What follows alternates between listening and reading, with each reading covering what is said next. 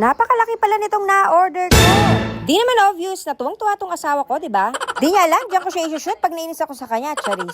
Sa sobrang laki nga nito, pati basura ng kapitbahay mo, pwede mo na rin kunin. Sige, mangolekta ka na ng basura dyan. Ganito nga ang pagkabalot niya nung na-receive ko, naka-bubble wrap. Kaya safe na safe. Siguro nagtataka yung nag-deliver nito kung ano tong in-order ko. Hindi kasi kami makapaglabas ng basura sa labas dahil kinakalat ng mga pusa. Kaya naisipan kong bumili nito.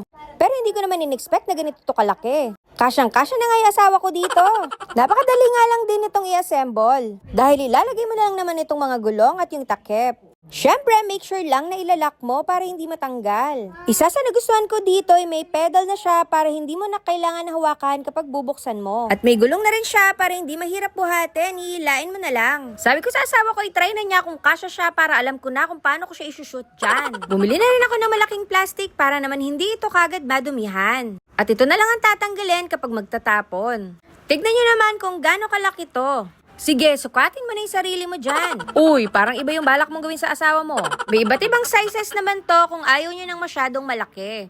May iba't ibang colors din na pagpipilian. 240 liters na nga pala itong size nitong nabili ko. Malaking tulong nga nito sa amin dahil hindi na kinakalat ng mga pusang galay mga basura namin. Kung gusto mo rin ito, ilalagay ko na lang sa basket or sa comment section.